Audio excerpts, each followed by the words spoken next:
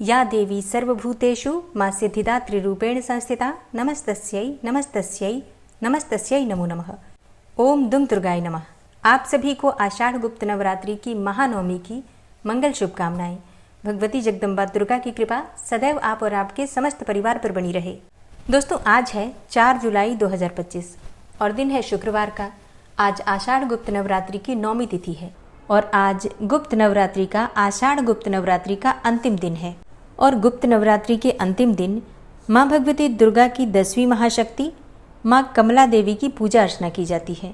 तो आज की वीडियो में आप सुनने वाले हैं 10वीं महाविद्या माँ कमला देवी की कथा। और आज नवरात्रि का अंतिम दिन है, तो किस प्रकार से कलश विसर्जन करें या फिर पारण कब और कैसे करें। और गुप्त नवरात्रि है तो बहुत सारे भक्तों के प्रश्न आए हैं कि इस नवरात्रि में हमें कन्या पूजन करना चाहिए या नहीं करना चाहिए, और हवन करें या ना करें।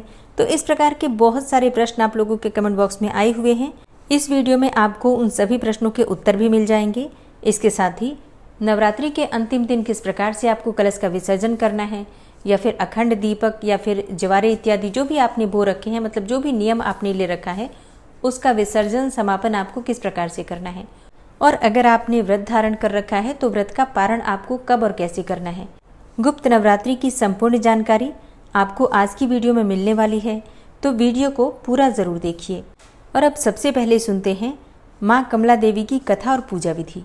माँ दुर्गा की 10वीं महाशक्ति का नाम है माँ कमला देवी। इनकी पूजा गुप्त नवरात्रि के अंतिम दिन की जाती है। पौराणिक मान्यताओं के अनुसार देवी कमला या कमलात्मिका को 10 महाविद्याओं में 10वें स्थान पर रखा गया है। देवी को कमला क्यों कहा जाता है? क्योंकि इनका स्वरूप कमल या पद्म के समान है। और माता कमला देवी तांत्रिक लक्ष्मी के नाम से भी जानी जाती हैं। माता कमला देवी की पूजा से सुख समृद्धि की प्राप्ति होती है, सौभाग्य की प्राप्ति होती है, संपन्नता आती है और वंश की वृद्धि होती है। शास्त्रों में ऐसा भी कहा गया है कि जो भी भक्त देवी की आराधना करते हैं उन्हें कभी भी किसी भी प्रकार का अभाव नहीं रहता और उनका घर हमेशा धन धान्य से भरा रहता है। माँ कमला देवी का स्वरूप क्या है? तो इस विषय में पौराणिक मान्यताओं के अनुसार देवी कमला का स्वरूप अत्यंत ही दिव्य तथा मनोहर एवं सुंदर है। देवी कमला की उत्पत्ति समुद्र मंथन के समय हुई थी और माता कमला देवी ने भगवान विष्णु को पति रूप में वर्ण किया था। देवी कमला चतुर्भुजी हैं। देवी कमला के प्रादुर्भाव की कथा समुद्र मंथन से जुड़ी हुई है। शास्त्रों में इस प्रकार का वर्णन आता है कि समुद्र मंथन के समय देवी भगवती अमृत का कलश लेकर निकली थी। देवी कमला ही अन्नपूर्णा है। देवी कमला की आराधना करने से सौभाग्य और सौंदर्य की प्राप्ति होती है। माँ कमला देवी का मंत्र है ओम ह्रीम अष्ट महालक्ष्मी नमः। ओम ह्रीम अष्ट महालक्ष्मी नमः। माँ कमला देवी की पूजा अष्ट महालक्ष्मी के रूप में की जाती है और माता के इस मंत्र का जप कमल गट्टे की माला से अगर किया जाए तो माँ लक्ष्मी धन धान्य और सुख समृद्धि प्रदान करती हैं। माता कमला रानी कमल पर आसीन कमल पुष्प धारण किए हुए सुशोभित होती हैं और श्वेत वर्ण के 4 हाथी सूंड में सुवर्ण कलश लेकर सुवर्ण के समान कांति लिए हुए माँ को स्नान करा रहे हैं। दरिद्रता, संकट, गृह कलह और अशांति को दूर करती हैं माँ कमला रानी।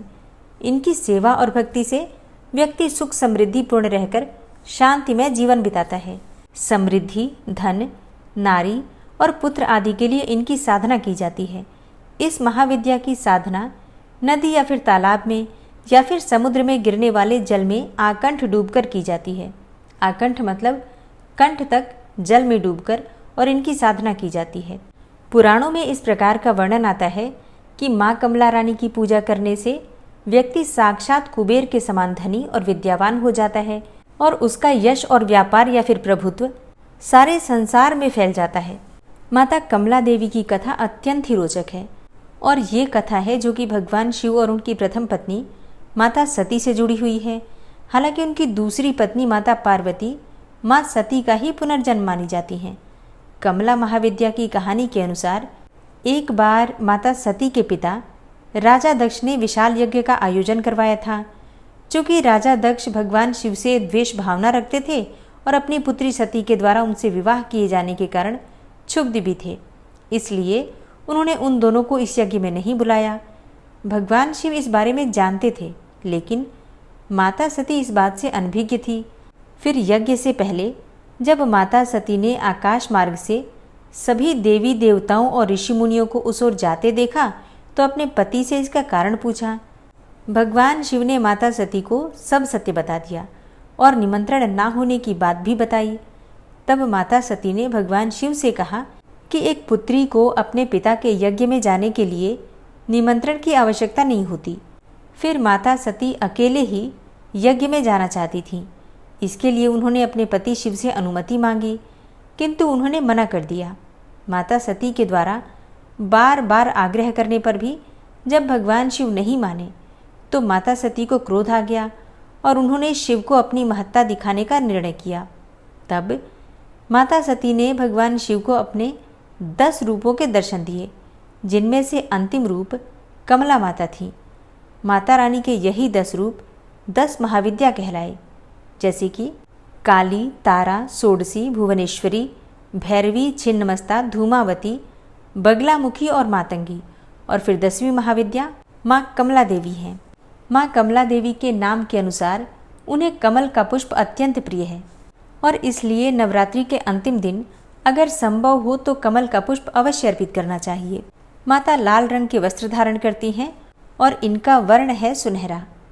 बाल खुले हुए हैं और कई प्रकार के सोने के आभूषणों से सुसज्जित हैं। माता ने मुकुट पहना हुआ है और भगवान शिव की भांति उनके भी 3 नेत्र हैं तथा वे एक सरोवर में कमल के पुष्प पर ही विराजमान हैं। माता जिस सरोवर में हैं वहाँ भी उनके आसपास कई कमल के पुष्प खिले हुए हैं।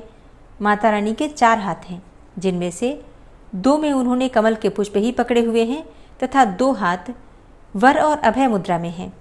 माँ कमला को अपने गुणों के कारण सभी देवियों और महाविद्या में सर्वोच्च माना जाता है। माँ कमला से संबंधित रुद्रावतार कमलेश्वर महादेव हैं। माँ कमला को माँ लक्ष्मी के समान प्रकाश पसंद है तथा वे अंधेरे से दूर रहती हैं।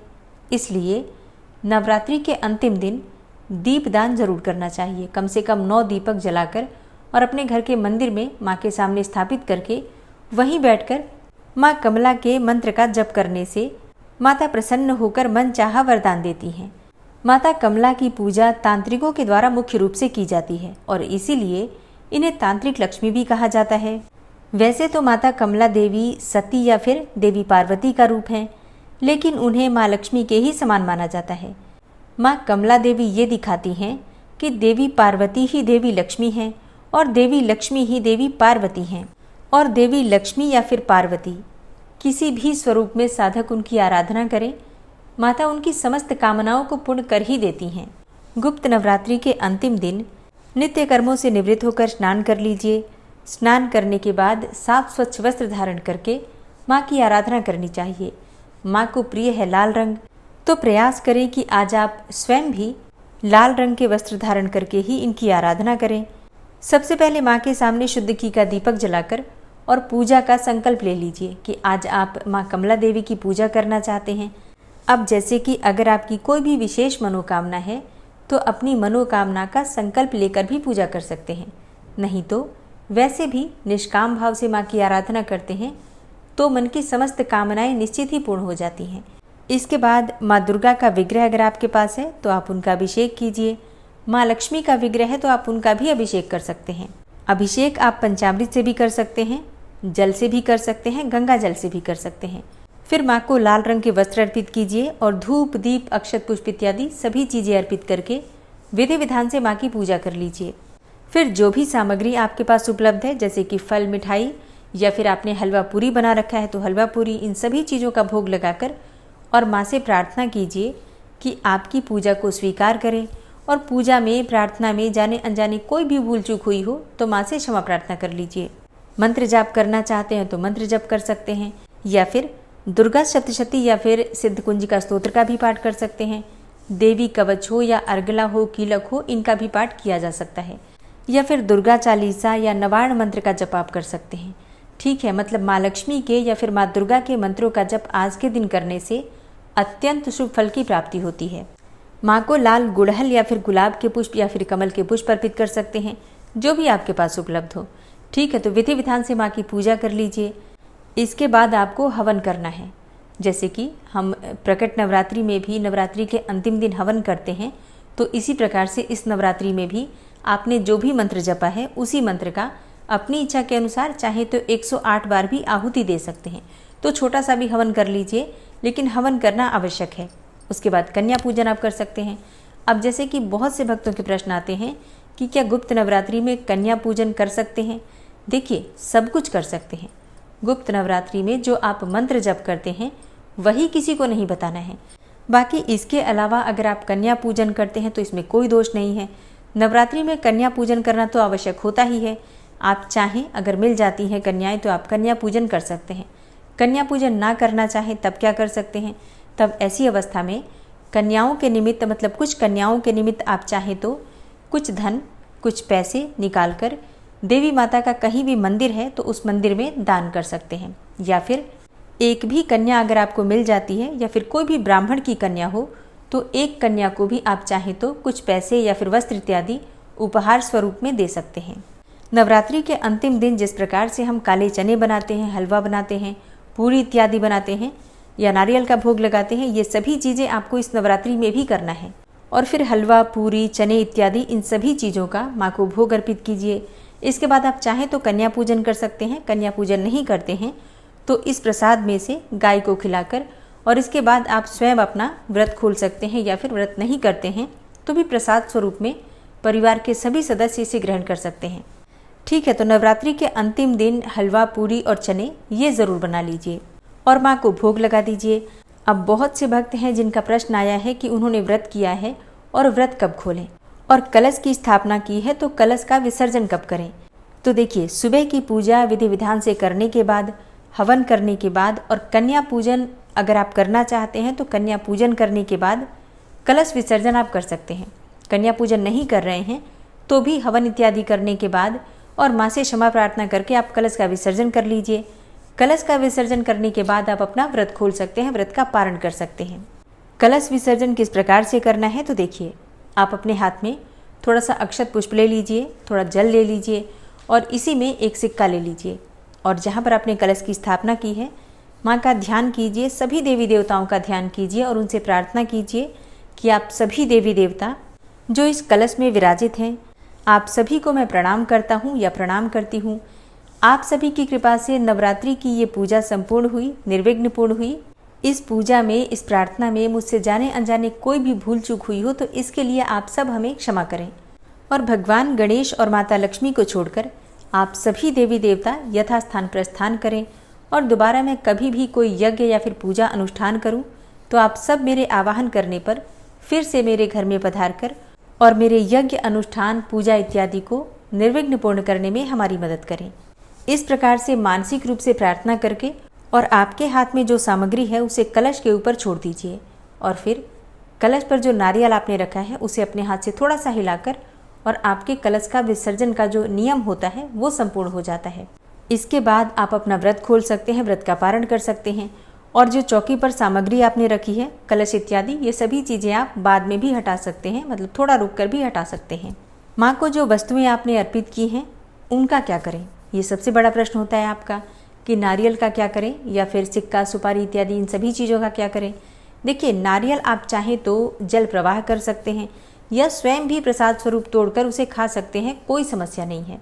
मतलब जिस प्रकार से आपके यहाँ नियम होता है नवरात्रि में कलश का या फिर कलश पर रखे हुए नारियल का, जिस प्रकार से आप लोग प्रयोग करते हैं उसी प्रकार से आप इस बार भी कर सकते हैं।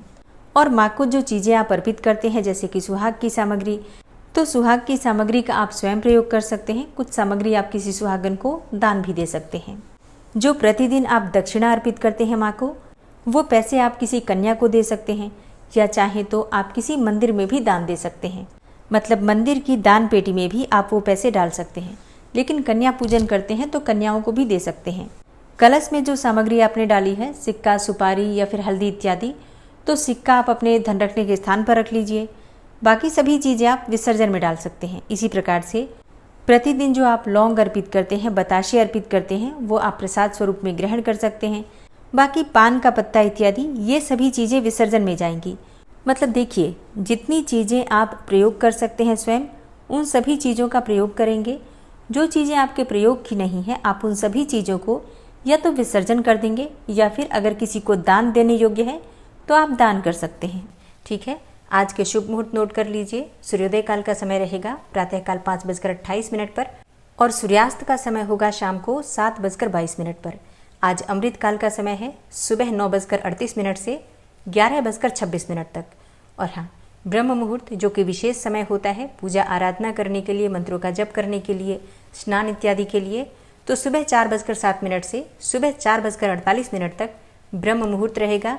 और आज अभिजीत काल का समय रहेगा सुबह 11:58 से दोपहर 12:53 तक। ये शुभ मुहूर्त हैं। और अब बात करें राहु काल की, तो राहु काल का समय है सुबह 10:41 से दोपहर 12:26 तक। आषाढ़ मास के शुक्ल पक्ष की नौमी तिथि प्रारंभ हो रही है 3 जुलाई को दोपहर में 2:07 पर और उसका समापन होगा 4 जुलाई को शाम को 4:32 पर। तो उम्मीद करती हूँ कि आज की वीडियो से आपको लाभ अवश्य होगा। वीडियो अच्छी लगी हो तो लाइक कर दीजिए, शेयर भी ज़रूर कर दीजिए अगर संभव हो तो, क्योंकि गुप्त नवरात्रि में बहुत से असमंजस लोगों के मन में होते हैं कि किस प्रकार से कलश का विसर्जन करना है या फिर किन चीज़ों का किस प्रकार से प्रयोग करना है, व्रत का पारण कब करना है।